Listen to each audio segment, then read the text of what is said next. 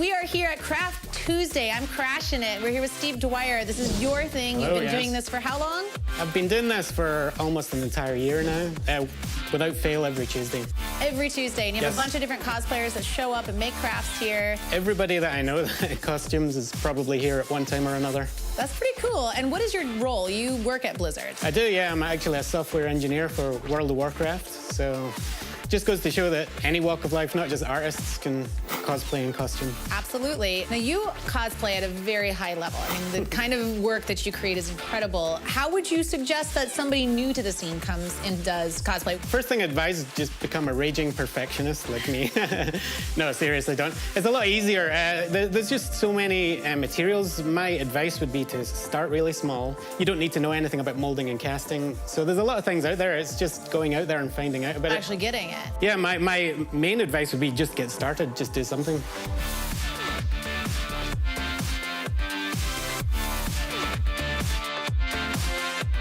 Okay, I'm here with Lorraine, and this is awesome. You made the Blingtron 4000. This is so cool. And you also have the gift. Yeah.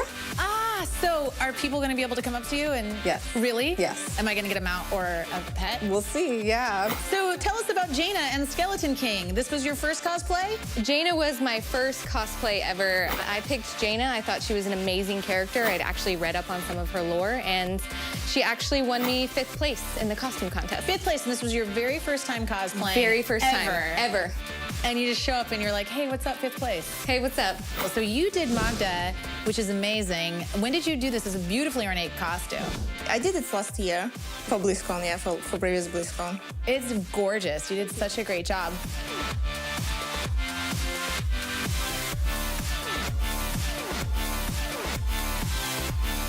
I'm here with Jessica, and she is working on an amazing chess piece. Tell us about this. When I started at Blizzard, I got to work on the very first cinematic that had Kerrigan in her ghost form. That's so dope. And they pulled me in for a lot of reference for that. And so it's kind of possibly the best possible character for me to do for BlizzCon as a cosplay. You are a sculptor. Yeah, sculpting is my jam. It's what I do at Blizzard. I work on the cinematics team as a 3D modeler, and I get to work on characters and environments and all of that. And then in my spare time, I sculpt a lot, and sculpt figures, and I sculpt costumes, and I sculpt chess pieces all during my Craft Tuesday here. All right, so you're cosplaying again this year, right? Yes. And is that what you're working on at Craft Tuesday? That is what I'm working on at Craft Tuesday. I will give you one of these so you I know what this is. These are an extra set of arms that I'm gonna have. Not my actual arms, but an extra set of arms. And I wanted to keep them lightweight, but I wanted them to have a little bit of, you know, rigidness to them. They have personality. You've got it down. Okay, so we are here with Rachel, and you're gonna tell us a little bit about the different kinds of materials that people can use to get into cosplay to make armor. This is called Sintra. It's basically what they used to make PVC pipes out of. It's a thermoplastic? Mm-hmm. Okay. So what that means is when you heat it up, it takes on a different property. It becomes a little more malleable, easy to shape, and then when it cools, it, like the rest of it, just hardens in whatever shape you heated it up in. This is perfect, so once you do a cast, you know it's gonna fit exactly. Exactly, so this will fit Steve's arm perfectly. Okay, I think it's cool enough now. You can lift it off if you want. So now this is perfectly bracer shaped.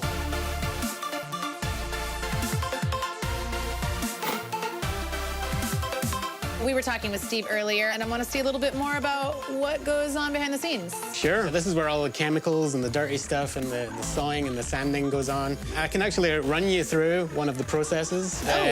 Which takes you from start to finish, showing you all the different things that we might be using in here. If you were wanting to make something like a scourge mask, some undead mask or something like that, basically you start off with a life cast. That involves someone sitting in a seat, and then you cover them in a material which hardens either temporarily or permanently. This is silicon, so this is permanent. So you would put that over their face. There you go. And it would solidify.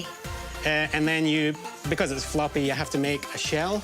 Goes over like that. So basically, when you go from this process, you want to make something more permanent because this is kind of flimsy. Yeah. So you make something with this. This is a more complicated version. It's a silicon positive. Basically, this here is the finished product. This is me, as you can see. So what you do is you make a silicon positive here, which basically you can make as many of those as you want, so you can sculpt masks and things. So this way you can just kind of, in case this breaks, you can make as many as you want.